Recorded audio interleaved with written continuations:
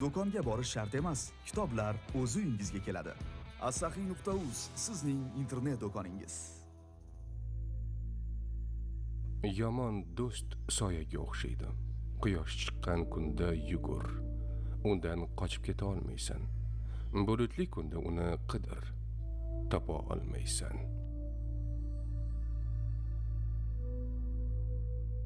Men ulkan modalarning harakatini o'lchay olaman. Ammo insonlarning ahmoqligini o'lchash ilojsiz.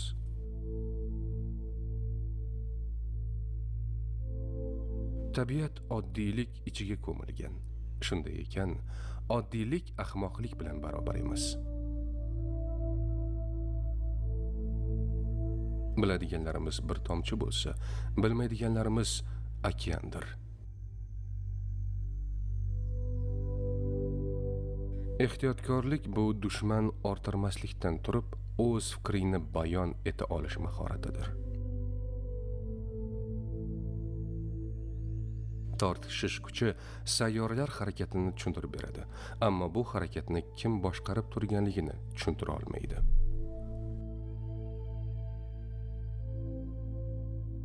Haqiqat oddiylik ichra namoyon. Uni murakkab yoki chalkashib ketgan narsalar ichidan topa olmaysiz.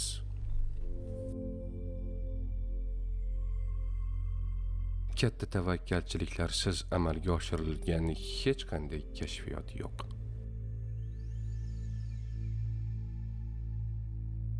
Kishi yolg'on bo'lgan narsalarni tasavvur qilishi mumkin, ammo u faqat rost bo'lgan narsalarnigina tushuna oladi.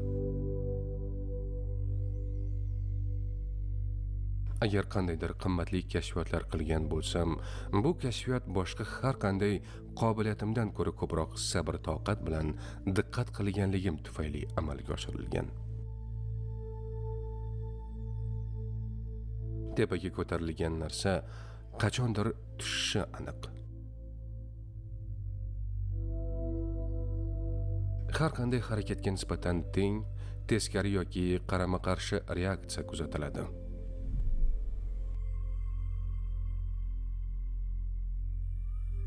To'liq mulohaza yuritmaydigan odam yaratganga ishonmaydi. Ammo to'liq mulohaza yuritadigan odam yaratganga ishonishiga to'g'ri keladi.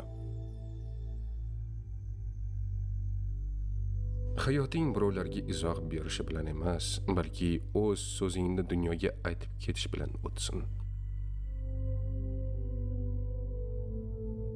Sen qonun qoidalar yaratishing kerak, ularga bo'ysunishing emas. Men o'zim uchun sohilda o'ynayotgan bolakayman xolos. Kashf etilmagan haqiqat okeani esa oldimda yastanib yotibdi. Tabiatning butunligicha tushuntirish har qanday yolg'iz kishi yoki yagona davr uchun ilojsiz. Aflotun mening do'stim. Arastu ham mening do'stim. Ammo eng qalin do'stim haqiqatdir.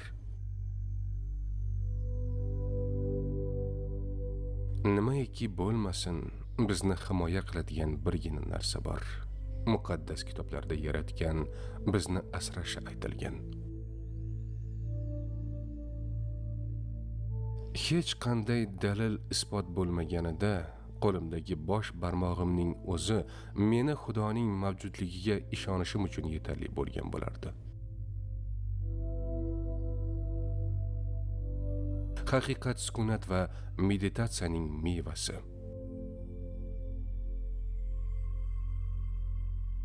Tarixning har qanday chirkin sahifalaridan ko'ra muqaddas kitoblarda originallik belgilari ko'p.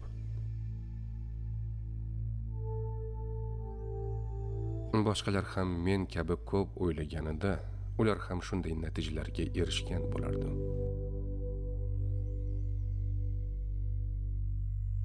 So'qir odam ranglar to'g'risida hech qanday tasavvurga ega bo'lmaganligi kabi, bizlar ham har bir narsani qilguvchi Xudoning narsalarini qanday tarzda anglashi va tushunishni bila olmaymiz.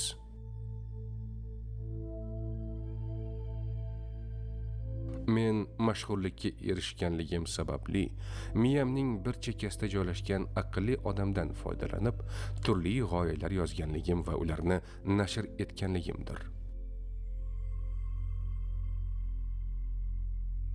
Falsafa toshini izlab yuradigan insonlar o'z qonun qoidalariga ko'ra qat'iy va diniy hayot kechirishga majbur. Kishining puli qanchalik kam bo'lsa, uning qalbi shunchalik keng bo'ladi.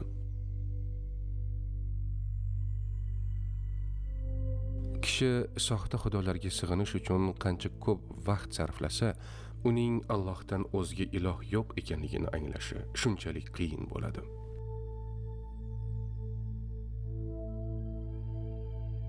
Eng yaxshi va tekin muolaja ochlik.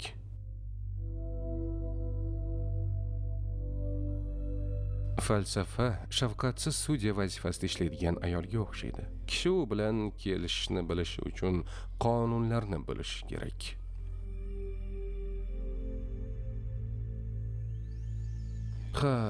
Ayshu ishrat ajoyib narsa.